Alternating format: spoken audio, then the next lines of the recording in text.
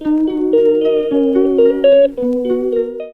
Everyone, welcome back to private vehicles. Friends, నేనైతే లోకల్లో ఉన్న చిన్న ట్రిప్కి అయితే వెళ్తానండి. లోకల్ ట్రిప్ అన్నారు, వెళ్ళేసి మనం వాళ్ళని పికప్ చేసుకొని అక్కడ డ్రాప్ చేసి మనం రెస్ట్ తీసుకోవచ్చు. ఒక టైం ఉంటే, లేదంటే ఇంటికి వచ్చి పడుకోవటమే. నాకు తెలిసి అయితే డే టైంలో అంతగానో నిద్ర ఏం రాదులేండి. మనకి అనుకోకుండా అన్ఎక్స్పెక్టెడ్గా వచ్చిందండి ఈ బుకింగ్ అయితే. నేను ఇంటికి వచ్చి స్నానం చేస్తాను వచ్చేసింది. కాదనలేక ఓకే చెప్పేశాను. ఆ పికప్కి వచ్చేసి ఒక 12-13 కిలోమీటర్లు వెళ్ళాలి పికప్ చేసుకోవడానికి.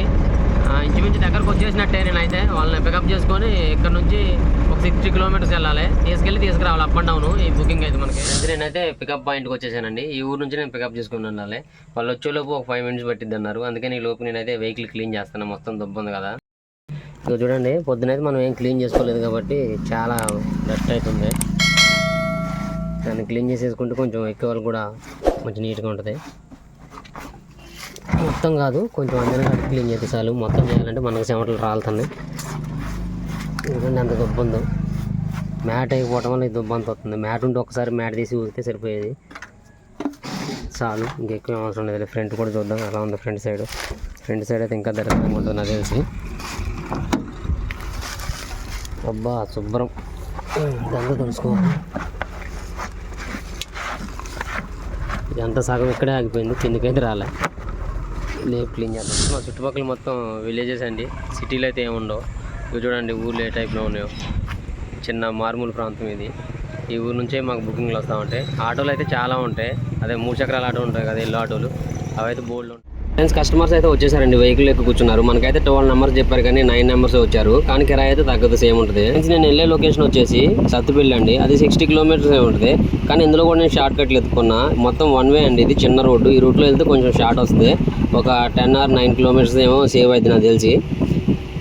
ఈ రూట్ వచ్చేసి పాలవంచ టు దమ్మపేట. అశోరాపేట నుంచి మనం కొత్తగూడెం వెళ్ళాలన్నా, దమ్మపేట వెళ్ళాలన్నా, లేదు భద్రాచలం వెళ్ళాలన్నా ఈ రూట్లోనే వెళ్ళాలి. చాలా బాగుంటుంది. ఇది డబల్ రోడ్డు. జస్ట్ ఇప్పుడే నేనైతే వాళ్ళని డ్రాప్ చేశాను.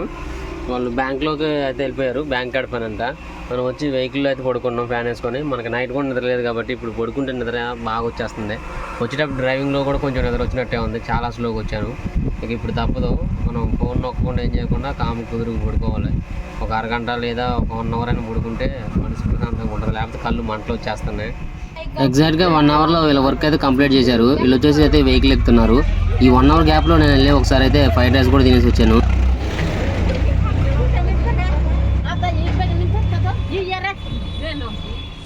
మేమైతే అశోరాపేట బస్ స్టాండ్కి వచ్చేసాం. ఇదైతే మావాడు వెహికల్. రాజమండ్రి వెళ్ళి ఇప్పుడే వచ్చింది. రీసెంట్గానే చేయించిండు. కుకునూరు టు భద్రాచలం తిరిగింది. ఇది మొత్తం గిటన్స్ అన్ని రీసెంట్గానే మావాడు అయితే వెహికల్ చేయించుకుంటూ.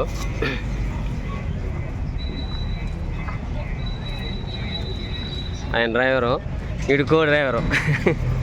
చేయి లేవు, ఫోన్పేనే. బండి చూడండి ఎంత నీట్గా చేయించుకున్నాడు. మా వాడు దగ్గరుండి మరీ చేయించుకున్నాడు. బండి అంత పిచ్చి. ఈడికి కాదు ఇలా అయ్యాకే, ఈడిది కాదు బండి ఇలా అయ్యేదే.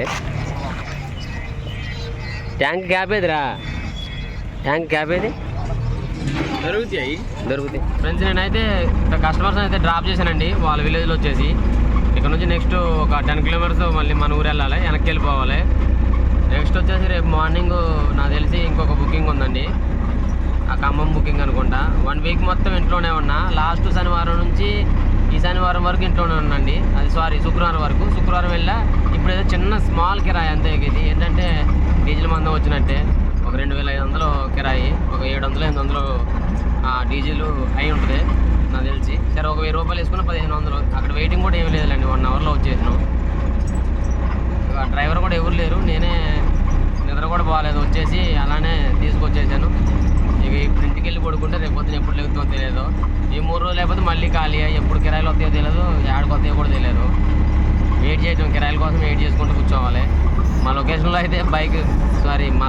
అయితే చాలా వెహికల్స్ పెరిగిపోయాయి. దానివల్ల కిరాయిలు అయితే మనకు రావట్లేదు. చాలా తక్కువ కూడా వెళ్ళిపోతున్నారు. సర్లే, మనం దాన్ని బట్టి అడ్జస్ట్ చేసుకుని వెళ్ళిపోవాలి. అన్ని రోజులు మనయే కావు. చూసారు కదా ఈ వీడియో కనుక మీకు నచ్చినట్లయితే మన ఛానల్ని సబ్స్క్రైబ్ చేసుకొని పక్కన ఉన్న బెల్ ఐకాన్ యాక్టివేట్ చేసుకోండి. Thanks for watching. లైక్ చేయడం మర్చిపోకండి.